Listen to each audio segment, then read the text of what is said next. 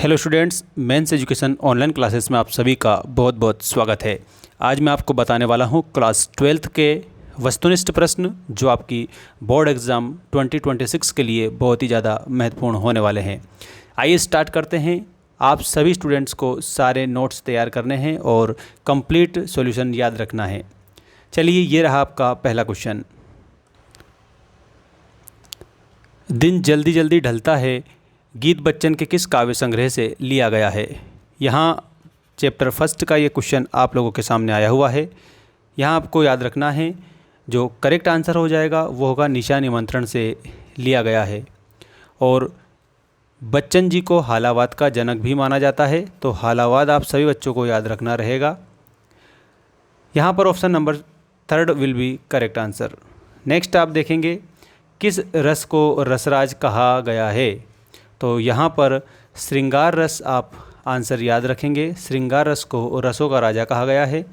श्रृंगार रस के 2 भेद होते हैं। पहला भेद होता है संयोग और दूसरा भेद होता है वियोग। ये श्रृंगार रस के 2 भेद हैं। इसके बाद में देखिएगा, जिठोत का अर्थ है, तो जिठोत जेठ का पुत्र, ठीक है, जिठोत का अर्थ होता है जेठ का पुत्र। इसके बाद में यहाँ पर अंगार उगलना का अर्थ आपको बताना है। ये मुहावरा है। अंगार उगलना मतलब होता है कठोर वचन कहना, ठीक है। यहाँ पर कठोर वचन कहना आंसर याद रखेंगे। मराठी भाषा में लिखी गई कहानी जूझ का हिंदी अनुवाद किया, तो जूझ का हिंदी अनुवाद करने वाले थे केशव प्रथम वीर। तो यहाँ पर आपको आंसर के रूप में केशव प्रथम वीर लिखना रहेगा। भारत में पहला छापाखाना खुला था। दोस्तों, 1556 में भारत में पहला छापाखाना खुलता है। इसका मतलब यहाँ पर आपका ऑप्शन नंबर 2 करेक्ट आंसर हो जाएगा। सभी बच्चों को याद रखना है। इसके बाद में सही यहाँ पर रिक्त स्थान की पूर्ति आपको करनी रहेगी। पहला क्वेश्चन है, कविता के पंख लगा उड़ने के माने क्या जाने। तो इसमें आप लोगों को चिड़िया क्या जाने ऐसा आंसर लिखना रहेगा। इसके बाद नेक्स्ट क्वेश्चन ये रहा, हिंदी साहित्य का जो इतिहास है उसको 4 भागों में बांटा है, जिसमें एक आता है भक्तिकाल। भक्तिकाल को हिंदी पद्य साहित्य का माना जाता है। तो दोस्तों, इसको स्वर्ण युग माना जाता है, तो इसमें आपको स्वर्ण युग आंसर करना रहेगा। काव्य की आत्मा को कहा जाता है। साथियों, प्यारे बच्चों, काव्य की आत्मा कहा जाता है रस को। सभी बच्चों के लिए हमारे मेंस एजुकेशन ऐप पर नोट्स उपलब्ध हैं। आप लोगों को डाउनलोड करना है हमारा मेंस एजुकेशन ऐप, जिसकी लिंक हमने डिस्क्रिप्शन में दे दी है। नोट्स आप लोगों को जब परचेस करोगे तो उसमें आप सभी स्टूडेंट्स को डालना रहेगा कोड, और वो रहेगा फ्री 90। एक ये कोड डालेंगे, या फिर एक और आपको कोड में देता हूँ, 2 कोड यहाँ पर मैं दे रहा हूँ, फ्री 99। इससे आपको डिस्काउंट भी मिल जाएगा। देखिएगा, काव्य की आत्मा किसे कहा जाता है, तो रस को काव्य की आत्मा कहा जाता है। मेला आंचल उपन्यास के लेखक हैं, तो यहाँ फणीश्वर नाथ रेणु आंसर करेंगे, मेला आंचल, ठीक है। और फणीश्वर नाथ रेणु ने आपका कौन सा पाठ लिखा है, तो मैं आपको बता देता हूँ, वो पाठ है पहलवान की ढोलक, ठीक है। नेक्स्ट देखिएगा, वाक्यों में किसी बात को साधारण रूप से कहा जाता है। कौन से वाक्य में साधारण रूप से कहा जाता है, तो वो वाक्य होते हैं विधिवाचक वाक्य, ठीक है। अगला क्वेश्चन है आपका, यशोधर बाबू मूल रूप से रहने वाले थे।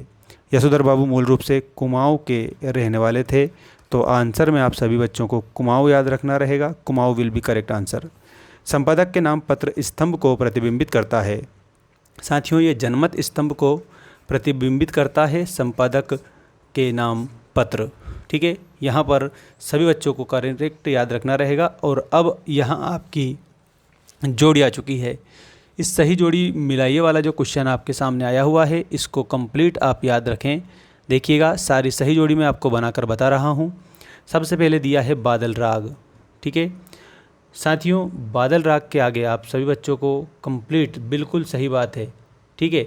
हाँ, जितने भी स्टूडेंट्स लाइव जुड़े हुए हैं सभी का बहुत बहुत स्वागत है। और आप लोगों के लिए हमारे ऐप पर सारे नोट्स मिल जाएंगे, ठीक है। वर्ण को बोलने में जो लगा समय होता है वो आपका मात्रा कहलाता है। और पहलवान की ढोलक फणीश्वर नाथ रेणु आप करेंगे, ठीक है। और प्रश्नबोधक निपात क्या कब, ठीक है। और अतीत में दबे पाँव के आगे आपको ओम थानवी याद रखना रहेगा। प्ले विद द वर्ल्ड, इसमें WH ऑर्डन याद रखना रहेगा। और बादल राग, इसमें आप लोगों को सभी बच्चों को क्या याद रखना है, सूर्यकांत त्रिपाठी निराला, ठीक है। बादल राग में सूर्यकांत त्रिपाठी निराला आंसर के रूप में सभी बच्चे याद रखेंगे। और एक बात मैं बता देता हूँ, निराला दोस्तों छायावाद के कवि हैं। छायावाद याद रखना, छायावाद के 4 आधार स्तंभ कवि माने गए हैं, जिसमें हमारे निराला भी आते हैं।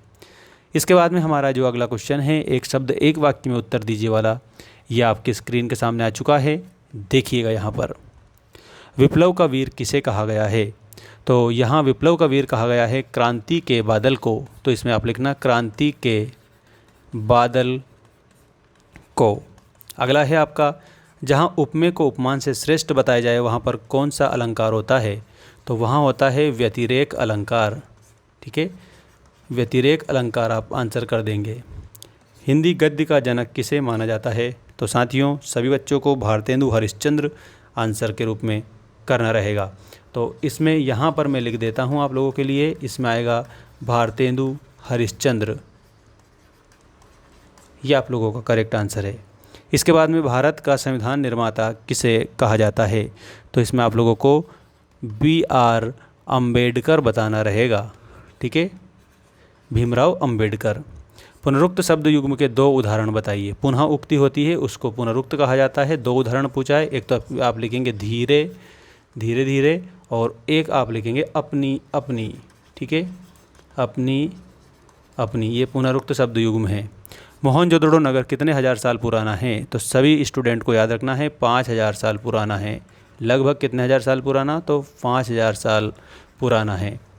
कौन सा स्तंभ जनमत को प्रतिबिंबित करता है? तो संपादक के नाम पत्र, इसमें आप लिखेंगे संपादक के नाम पत्र, ये आपका आंसर हो जाएगा। अब मैं आपको बता रहा हूँ नेक्स्ट क्वेश्चन, सत्य असत्य लिखिए में, और ये रहा आपका सही गलत लिखिए का क्वेश्चन नंबर 1। सबसे बेस्ट क्वेश्चन आपको मैं ला कर देता हूँ। सभी बच्चे चैनल को सब्सक्राइब करके रखना, ताकि आपको एनुअल एग्ज़ाम तक सारी अपडेट मिलती रहे, और ऐप को इंस्टॉल कर लेना, उसमें आपका कोर्स दिया गया है बिल्कुल कम फीस में। देखिएगा, कविता सृजन के लिए एक शब्द रूपी बीज को कल्पना की खाद की आवश्यकता नहीं होती है। तो साथियों इसमें आप लोगों को असत्य लिखना रहेगा। ठीक है, ये रहेगा आपका असत्य। नेक्स्ट है, अखियाँ हरिदर्शन की प्यासी में वियोग श्रृंगार है। तो इसके आंसर के रूप में आपको लिखना रहेगा सत्य। ठीक है, क्रंदन का अर्थ प्रसन्न होना है। क्रंदन का मतलब प्रसन्न होना नहीं होता है, क्योंकि क्रंदन का अर्थ तो होता है रोना, इसलिए यहाँ पर आप लोगों को असत्य बताना है। गुरुत्वाकर्षण तकनीकी शब्द है, बिल्कुल डेफिनेटली करेक्ट। गुरुत्वाकर्षण ये बिल्कुल सही बात है, तकनीकी शब्द है। कविताओं के साथ खेलते हुए लेखक आनंद को 2 बड़ी शक्तियाँ प्राप्त हुई थी। तो दोस्तों इसमें आप सभी बच्चों को याद रखना रहेगा, और वो हो जाएगा सत्य। ठीक है, अगला है, उल्टा पिरामिड शैली को 2 भागों में बांटा गया है। तो इसमें आपको असत्य लिखना रहेगा, क्योंकि उल्टा पिरामिड शैली को 3 भागों में बांटा जाता है। 3 भाग कौन कौन से हैं? तो मैं लिख देता हूँ। सबसे पहले तो आता है इंट्रो। ठीक है, और उसके बाद में इंट्रो के बाद में आता है बॉडी, और बॉडी के बाद में आता है एंड। ठीक है, इंट्रो, बॉडी और एंड, ये उल्टा पिरामिड शैली को 3 भागों में बांटा जाता है, ये आपको याद रखना रहेगा। अब मैं आपको बता रहा हूँ अगले हमारे सेट पेपर के अगले ऑब्जेक्टिव टाइप क्वेश्चन, जो कि आपको सबको याद करना है। देखिए यहाँ सही विकल्प में इसमें पहला प्रश्न है, आत्मपरिचय कविता किस गीत संग्रह से ली गई है? तो साथियों आप सभी बच्चों को मैं बता देता हूँ, आत्मपरिचय जो है निशा निमंत्रण से ली गई है।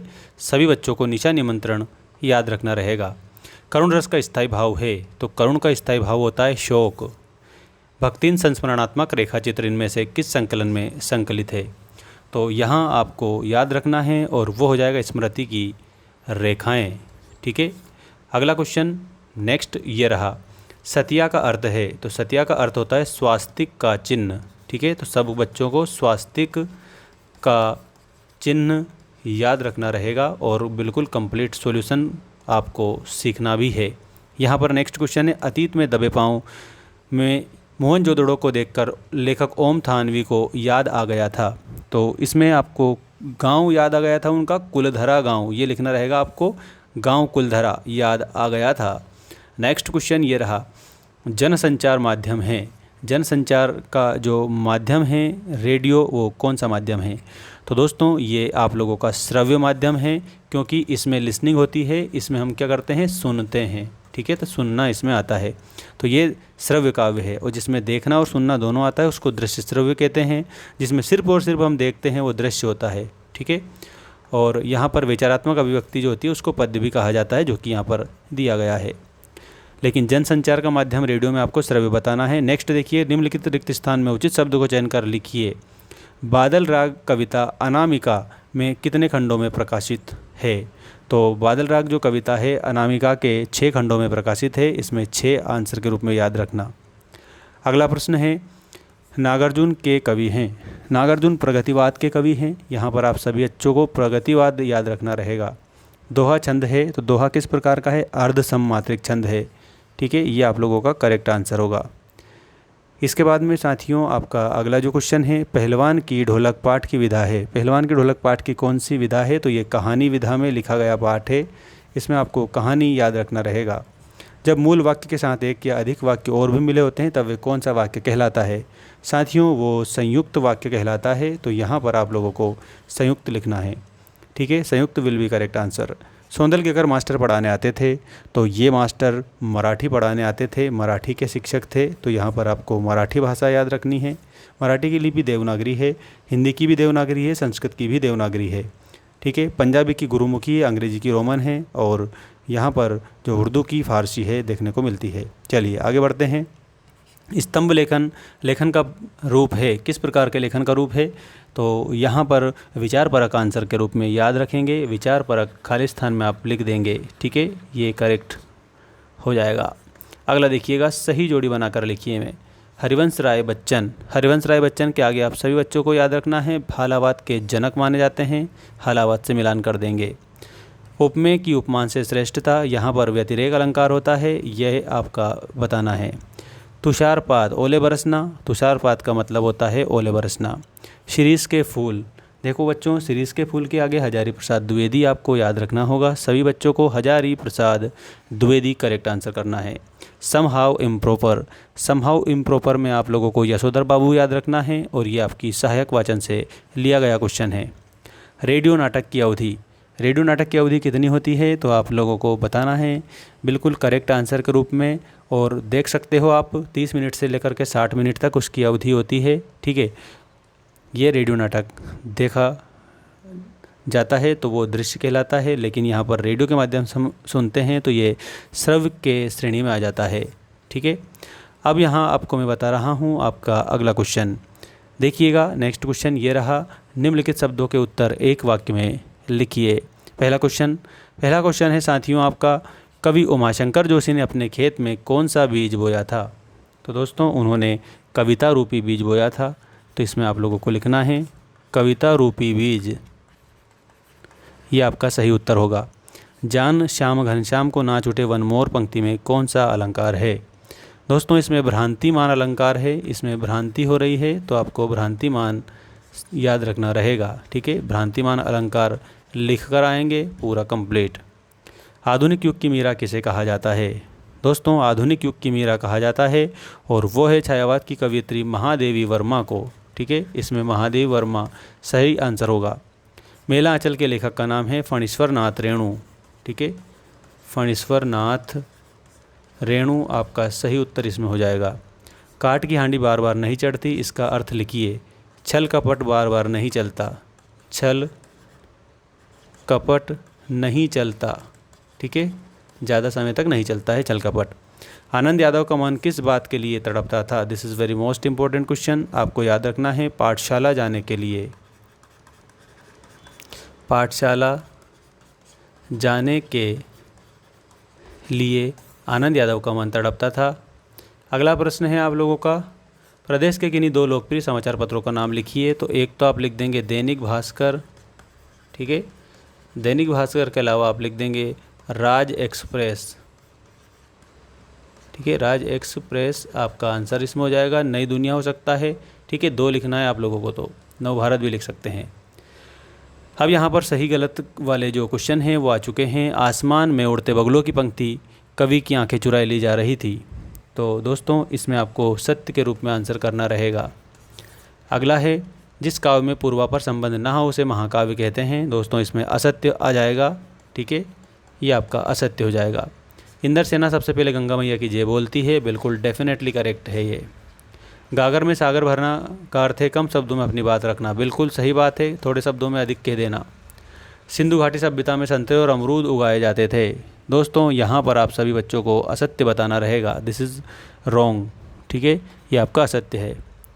इंटरनेट अंतरक्रियात्मक और सूचनाओं का विशाल भंडार है, इसमें आप सत्य के रूप में आंसर करेंगे, ये आपका बिल्कुल सही है, ठीक है। अब मिलते हैं हम नेक्स्ट वीडियो में, इसी प्रकार के वन शॉट क्वेश्चन आंसर आपको मैं बताऊंगा। चैनल को सब्सक्राइब करके रखना, और एक और बात याद रखें, हमारा जो ऐप है उसको इंस्टॉल ज़रूर करें अपने मोबाइल में, और वहाँ पर आप लोगों के ऑल सब्जेक्ट के जो स्टडी मटेरियल है वो मैंने दे रखे हैं, ठीक है। तो आप जल्दी से जल्दी कोर्स को परचेस करके और अधिक से अधिक तैयारी कर सकते हैं, ठीक है। और जिस भी स्टूडेंट को सिर्फ पास होना है वो यूट्यूब चैनल के साथ में बना रहे, आराम से वो पास हो जाएगा, इतने हम उसको कंप्लीट करवा देंगे। धन्यवाद, जय हिंद, वंदे मातरम।